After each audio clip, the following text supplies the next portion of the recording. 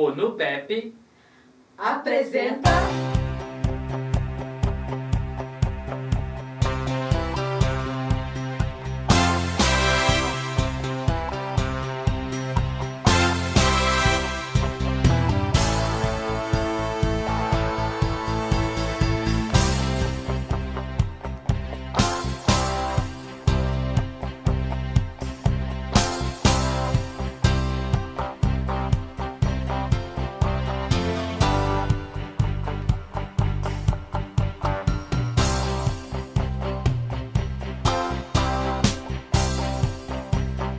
Cabral Multimarcas.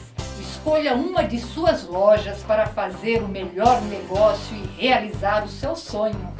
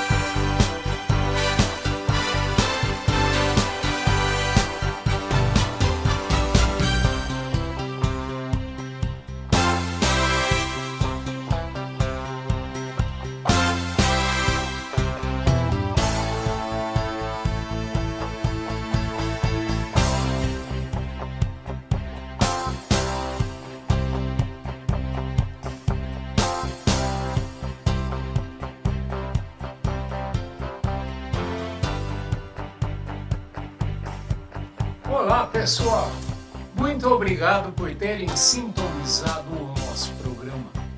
Vocês sintonizaram porque querem raciocinar comigo, certo? Certo? Então saibam que hoje vai ser barra.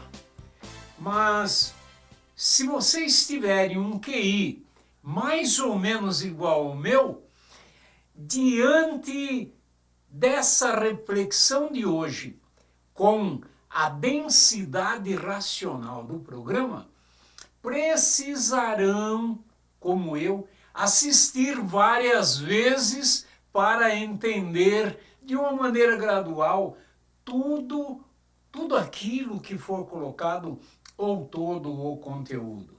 A inteligência humana é a evolução mais aprimorada e complexa que se tem no momento. No entanto, há muitos resquícios do passado animal totalmente irracional. No aprimoramento dos seres, há diferenças entre ações e reações moleculares e cognitivas. Apesar das inúmeras semelhanças, não há um homem igual ao outro. Portanto, a evolução de cada ser se dá de maneira diferente e em tempo diferente. Cobrar o outro para que mude é fácil. Enxergar os próprios comportamentos e fazer autocrítica para verificar quais são as mudanças necessárias é bem mais difícil.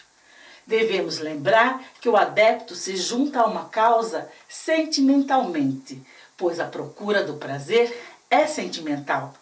Já o discípulo procura aprender.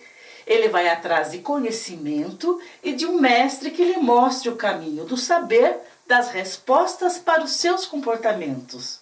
O conhecimento de senso comum nos dá condições para viver bem. Isso se a gente não fizer conta de viver como qualquer animal irracional. Mas só isso não basta.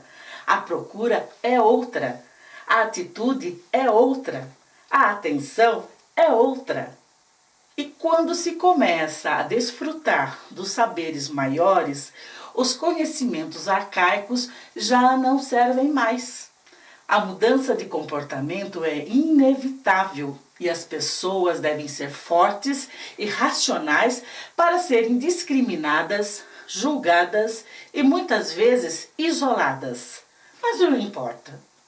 Ninguém estará sozinho, pois semelhantes atraem semelhantes, e a busca do prazer será outra e plena. Agora, então, vamos iniciar uma breve síntese do que já vimos como introdução ao tema de hoje. Lembrem, desde a infância vieram nos convencendo que raciocinamos só quando repetimos, feito papagaios, coisas supostamente inteligentes que outros disseram ou escreveram. Quando citamos o nome da autoridade religiosa, política, científica, filosófica ou literária que falou ou então escreveu aquilo que repetimos, tem pessoas que até ficam de pé para nos aplaudir.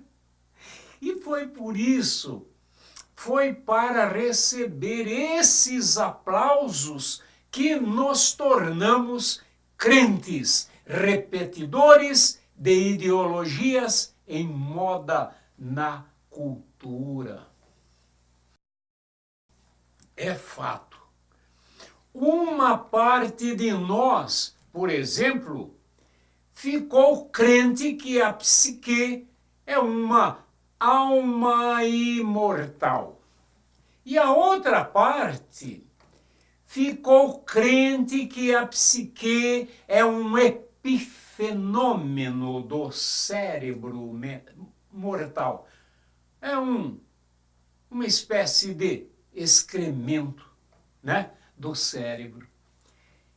Resultou disso que alguns espiritualistas e materialistas se acham diferentes uns dos outros, mas são igualmente crentes no que outros dizem. E se não param a correria do dia a dia para investigar de modo metódico e racional aquilo que realmente são, também são alienados de si. Sim, claro, porque deixam que outros digam como são e, por consequência, como devem agir. O alienado crê ser o dono do seu próprio nariz, mas quem controla o que ele deve cheirar são outros. Ao saber disso, quando nós descobrimos isso, nós decidimos convocar a classe dos crentes para uma revolução contra a classe dos manipuladores de alienados. E, para não mentir com consciência de safados, começamos a tentar desalienar os crentes que estavam mais próximos de nós mesmos. Procuramos saber, então, qual a nossa real identidade e, pasmem, topamos com o poder hipnótico da linguagem que programou na nossa mente as convicções que acreditávamos serem nossas. Muitas pessoas, sociólogos inclusive, dizem que isso é natural, porque a cultura, ela se transmite pela linguagem. E, de fato, por muito tempo prevaleceu na história de todos os povos a linguagem oral, até que a escrita veio para comunicar melhor para as gerações mais jovens o saber das gerações passadas.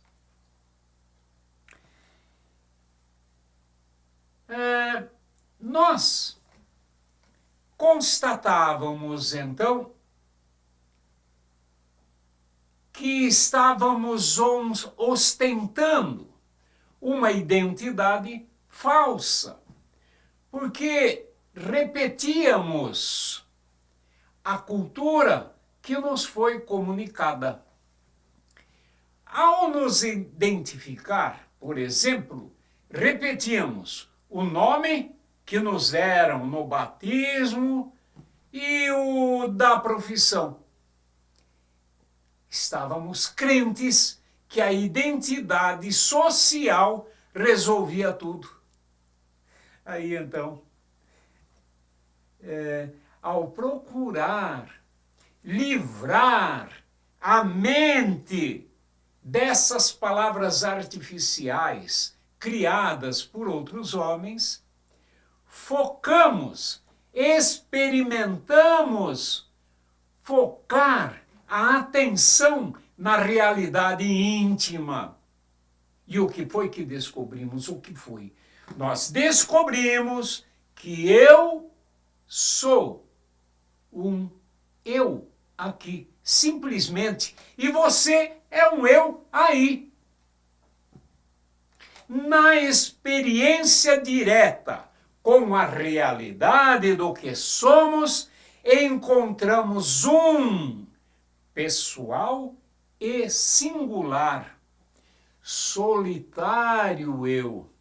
Solitário porque está dentro de uma espécie de bolha virtual com acesso apenas ao próprio sentir e pensar. Sinta aí, veja onde você está. Dentro da cabeça você diria, pois é, eu estou dizendo isso, dentro dessa estrutura. Demos o valor matemático de 1 ao eu. Vocês lembram disso? Sabendo que, para sair da solidão e se unir ao outro eu, numa relação a 2, a 3, a 4 ou mais, ele, o eu, tem de se comunicar,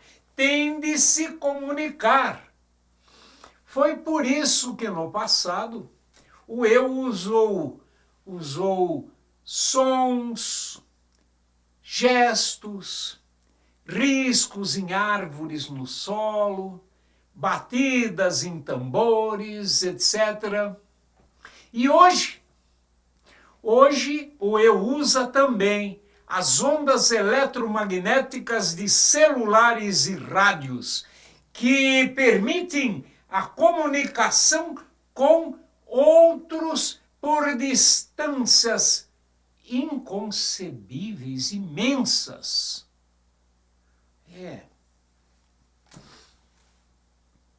No esforço, então, de se comunicar, o eu evolui na inteligência, porque, em todo caso, ele tem de aprender a usar, a operar propriedades da matéria, como os movimentos energéticos dos sons, da luz, mecânicos e eletromagnéticos, como já dissemos.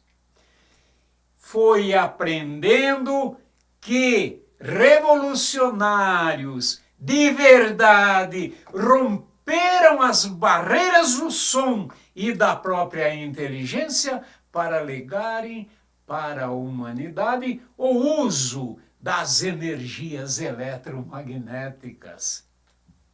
E nós? E nós? O que temos feito?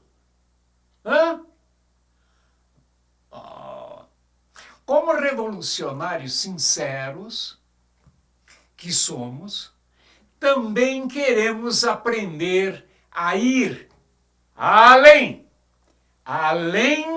dos limites ideológicos que impedem as pessoas de se comunicarem. Olha, pensando por nós mesmos, com nossos próprios recursos, nós já conseguimos superar aquela identidade falsa que nos deram e pudemos chegar na verdade primeira, aquela que nenhum cientista, filósofo ou leigo pode negar. A de que eu sou um eu aqui e você um eu aí. A segunda verdade, que veio logo depois, nos mostrou que todos experimentam o eu, sentindo e pensando. Por quê? Porque é assim que o eu existe, sentindo e pensando. E isto é tão exato que mesmo o cientista crente que experimenta objetos fora de si, só experimenta o que sente e pensa desses objetos. É sério isso, não é? Eu acho. Foi, porém, na terceira verdade, que o mais óbvio se escancarou. Que obviedade é essa? O eu é a coisa mais importante do mundo, porque ao sentir e pensar, produz conhecimento. Se o eu não existisse, não haveria saber algum. Aliás, sem o eu, nada seria sentido, nada seria percebido, e o mundo não existiria para ninguém.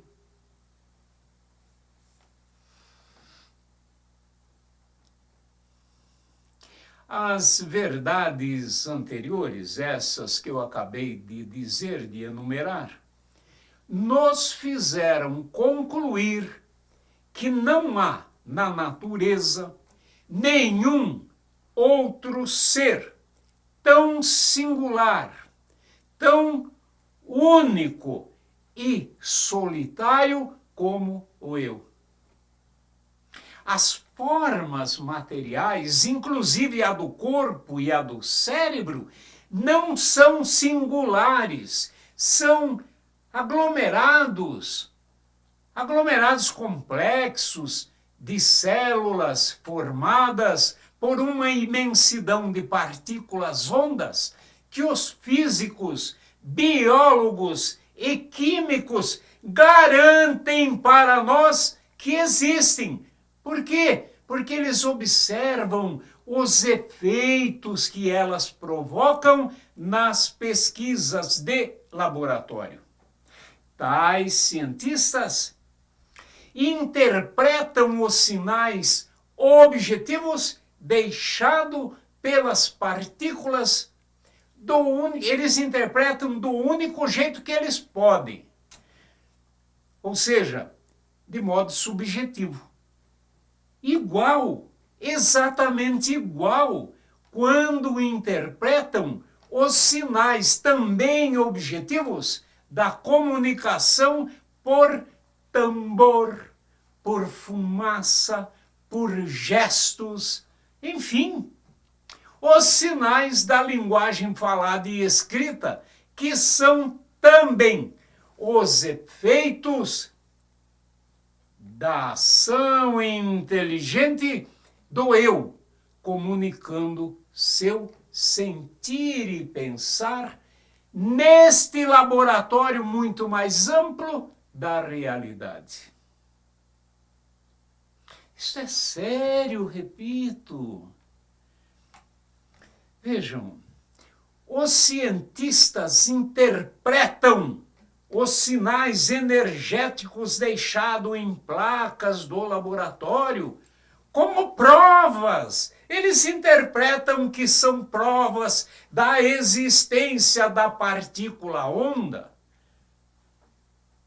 Mas, embora interpretem os sinais energéticos do eu também, durante todo o tempo da existência, são forçados a ignorá-los, os sinais do eu, pelo amestramento ideológico. Ixi. Sem justiça, sem um tratamento justo e igualitário, os sinais objetivos e energéticos das partículas e os sinais do eu permanecem alienados também da diferença enorme, quer dizer, eu disse, os cientistas permanecem alienados também da diferença enorme que existe entre os sinais, já que os sinais do eu são inteligentes e os sinais da matéria não são.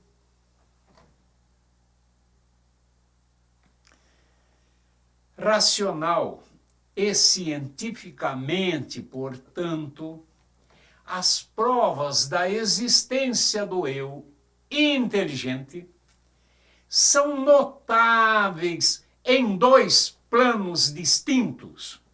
No plano 1, é o da observação da intimidade própria, da própria realidade.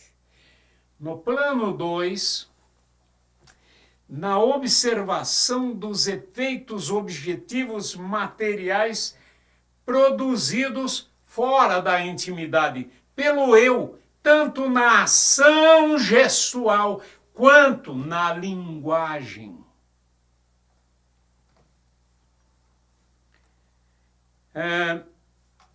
As evidências da existência material só se nota na pobreza de um plano só, no plano da forma dos corpos, apenas aí.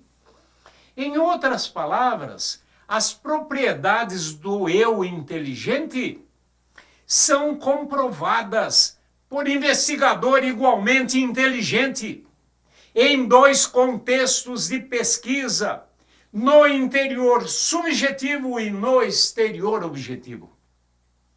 Já as propriedades materiais do corpo e do cérebro, qualquer débil mental pode observar apenas no contexto exterior e objetivo. Portanto, a existência do eu é muito mais óbvia do que a da matéria. Também são muito óbvias as provas de que o eu inteligente usa alguma energia sutil para se comunicar com o cérebro e para usá-lo para comandar os movimentos voluntários do corpo. É evidente que atropelamos inumeráveis explicações, nós aqui, explicações que dentro do contexto são menores, na síntese que fazemos. Mas, como uma ideia mais geral, é muito mais importante ressaltar que, conforme as condições propícias e energias sutis, as partículas ondas se ligam para formar os átomos, as moléculas, as substâncias e todos os corpos em geral. Todas as formas de corpos se desintegram após um tempo maior ou menor, sendo que as partículas ondas, livres da prisão do corpo, se espalham e continuam existindo soltas por aí na realidade. É isso que sustenta a lei da conservação de massa e energia da física. E se foi nessa base, nesse saber científico que perguntamos, o eu, que é a coisa mais importante do mundo, deixa de existir com o fenômeno chamado morte? Respondem sim, convictamente, os crentes que a inteligência do eu é uma exceção entre todas as leis naturais e que a morte é parte importante dessa aberração sobrenatural do eu. Respondem não. Quem entende, ou melhor, responde não quem entende que o sobrenatural é sem chance na natureza. Na natureza tudo é natural. Gente! Coerentes, então, com a regularidade das leis científicas, nós temos a hipótese de que o eu deve se libertar da forma corpórea e cerebral como qualquer outra partícula onda. Nós viemos demonstrando todo esse tempo de programas que a eficácia desta hipótese, olha, desde os programas primeiros, viemos mostrando que a palavra morte não indica nada de objetivo, pois não é coisa que alguém possa experimentar. A palavra morte só significa a subjetiva definição de fim da vida. E vida é outra coisa, nunca vista, nem sentida por ninguém. Se você não lembra, vai rever. Entra no YouTube e reveja as colocações que fizemos demonstrando essas coisas. Morte e vida, portanto, são só palavras abstratas inventadas por alguém querendo comunicar o que não entendia.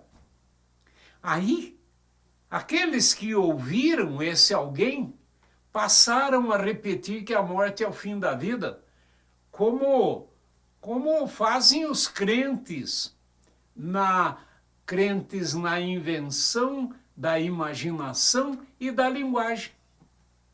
O sonho parece real, assim como o cristal brilha, o mar azul cintila e a decência das relações transcendem as aberrações e as redes de conexões. O sonho parece real e dá aquela sensação de prazer, de ter, de conter a vida esperada, mesmo que a conquistada seja leal, contenha ideal, se abstenha do surreal. O sonho, mesmo bisonho, contém um prumo para a fantasia e extasia, porque a história está pronta, não é você que monta, e assim se deixa levar sem temer a afronta de desperdiçar a própria condução, a própria conexão, a própria razão. Vida e morte são palavras, meras palavras de um jogo semântico e sobrenatural. Por isso, são definidas por palavras que levam a outras palavras, que por sua vez levam o freguês para muito longe da realidade. Ambas as palavras induzem um mito, induzem a ficções E a própria ciência da biologia já reconheceu, quer dizer, reconheceu tarde, a nosso ver, e já abandonou o uso da palavra vida por descobrir finalmente que ela é cientificamente inútil, não serve para nada. A morte seria o impossível fim de coisa que nunca existiu. Pode. E vida e morte são palavras que temos de tolerar no nosso vocabulário trivial para indicar uma mudança impressionante que acontece na forma do corpo. Desse corpo que surgiu um dia no parto e apresentou certos movimentos que cessaram após certo tempo. Todo mundo acha que esses movimentos que cessaram são muito importantes porque não conseguem perceber, não conseguem ver os movimentos realmente básicos, essenciais das partículas ondas que continuam livres da prisão, como nós falamos, livres da prisão na forma. Sendo assim, meus amigos, quem comunica o fim da existência do eu, mente. Por quê? Todo eu só experimenta a existência. Pense, você aí, você só experimenta a existência. Já experimentou a morte? Nunca. Nenhum eu pode experimentar a inexistência. Todo eu só pode experimentar a existência. Não é óbvio? Qual a ilusão existente? A de que a patente faz o homem? O que vem a ser o ser inteligente? Aquele com discurso eloquente? Homem não é mente, homem não é corpo, não deixa de existir quando declaram morto.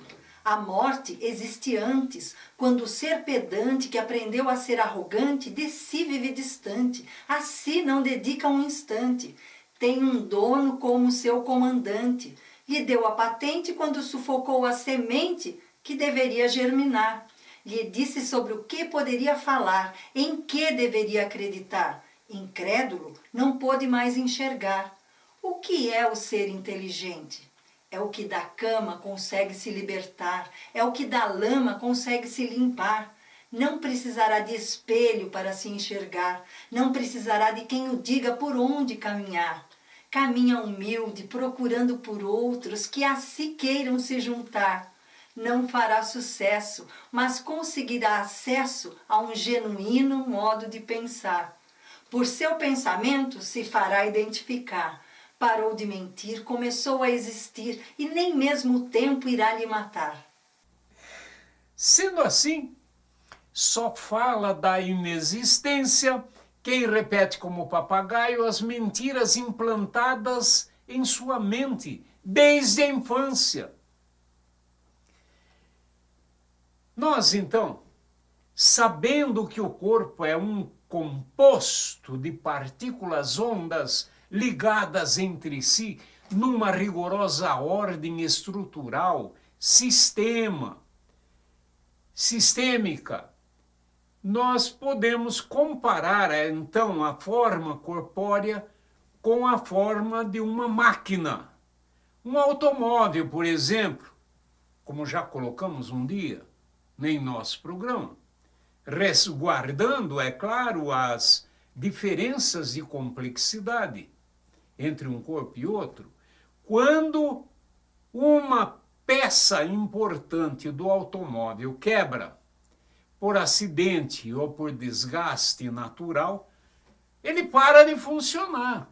E o motorista que estava comandando ele tem de abandoná-lo para seguir o seu próprio caminho a pé. Sendo assim, Quando se fala de um morto, está se falando de um corpo que estragou e parou. E o motorista, ou eu, o abandonou para seguir o seu próprio caminho. Nós já vimos que as evidências são maiores a favor desta hipótese do que de qualquer outra hipótese. Agora, para nós ficou restando saber se a partícula onda, aquela que se identifica como um eu, após se livrar do corpo, se ela continua querendo se comunicar com seus amados. A princípio, ou por princípio, nós temos que admitir que sim, porque sempre fez isso, sempre quis se comunicar, como já dissemos. Mas como é que ela poderia se comunicar se não pode mais usar os recursos do corpo material que abandonou? Como? Como? Usaria, talvez, como sempre fez, as energias próprias disponíveis a qualquer partícula onda para contatar outros cérebros disponíveis? Seria isso? Sim, eu acho que sim.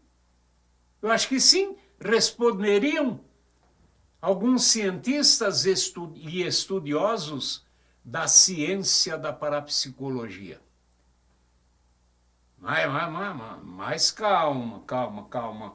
Não se assustem em pensar que uma partícula que se autodenomina eu, sem um cérebro próprio para manipular, para influenciar, vai entrar em contato com outro cérebro, este cérebro de outra pessoa? Não se assuste, não se assuste. Antes de continuar, eu devo tranquilizar os aflitos crentes em palavras. Eu devo garantir que não há comunicação com mortos. Não, porque como já demonstramos, não há morte nem mortos na natureza. Só há formas em transformação. E todo mundo sabe que o cérebro ou o corpo estragado, depois de declarado morto, não se comunica. Então, veja, de fato, é impossível a comunicação com corpos mortos. Capite? É brincadeirinha, ó. Nós já dissemos que o cérebro não passa de um sistema computadorizado fiel ao comando do eu. E estragado, deixa de atender aos sinais energéticos com os quais a partícula onda do eu o comanda ou o comandava. Agora, na hipótese do eu continuar existindo após a dita morte do corpo, devemos perguntar se é possível comunicação com ele, já que ele está livre. Nós já vimos que a única realidade experimentada por todos é a do sentir e pensar. Sendo assim, se o eu, desprovido do corpo material, quiser se comunicar conosco, como nós poderemos percebê-lo? Pelo sentir e pensar, certamente transmitidos por sinais energéticos semelhantes aos nossos. Com quais sinais, você perguntaria? Com os mesmos sinais objetivos, provocados partículas ondas nas placas de laboratório e com as quais o eu estimula o cérebro. É a mesma energia. Também, sabe aquela energia que estimula o cérebro, iluminando todo o cérebro, os neurônios, fazendo aquela coisa mais bonita que os cientistas, os neurocientistas ficam encantados, vendo cores, né, nas experiências? Então, com essas energias. Só que, para comunicar-se com outro eu, com o corpo e o cérebro sadio, ele tem de estimular o cérebro do sujeito para o outro pensar e sentir aquilo que ele deseja. É simples, trata-se do fenômeno da telepatia, que é muito conhecido dos estudiosos da parapsicologia e dos médiuns espíritas. É coisa comum, corrente. Nós já vimos que morte e vida não existem, que são invenções linguísticas relacionadas às ilusões dadas pelos movimentos e transformações do corpo. Vimos ainda que os neurologistas têm apenas uma hipótese segundo a qual o eu é um excremento do cérebro, é um epifenômeno.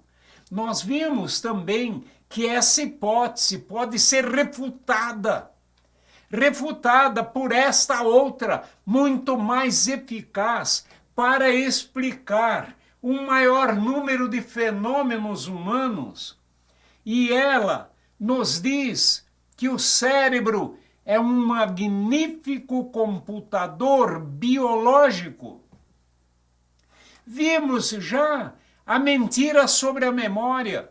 Vimos que as experiências de quase morte indicam a possível continuidade do eu após a transformação do corpo.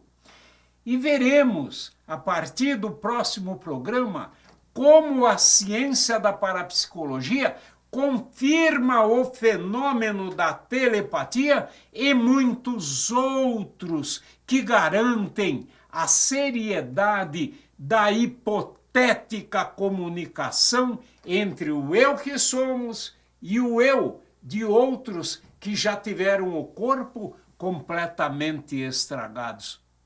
Mas não são mortos. Preparem-se, pois, para raciocinar sobre parapsicologia e para superar preconceitos de crentes. Muito obrigado pela audiência, queridos amigos. Um abraço carinhoso e até breve. Nosso maior patrimônio é o tempo. Vocês chegam assim, crescem, aprendem, se desenvolvem, conhecem o mundo. O tempo passa e quando nos damos conta, vocês estão prontos para voar. O tempo é só um elemento para prepararmos vocês para a maior de todas as aventuras, a vida. Magnus Júnior, há mais de 40 anos fazendo parte da sua história. Gabinete de Leitura Sorocabano, incentivando a leitura e preservando a história. Queridos amigos, a próxima música que iremos cantar foi psicografada pela nossa amiga Elisete Ramos.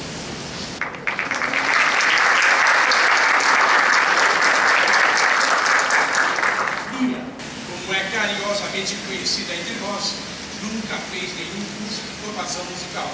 No entanto, já psicografou de mais de 30 músicas. Com vocês, Visão Nuclear.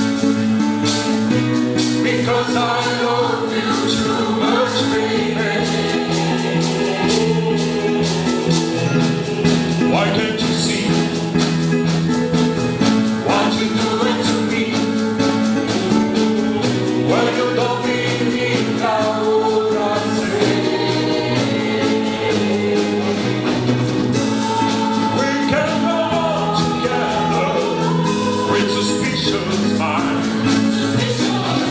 And we can don't please our suspicious mind. So we can no friend I hope. But I say hello. All I see is suspicion in your eyes. Here we go again. Asking about it. You can see these tears are in my eyes. We can go on together with suspicious minds.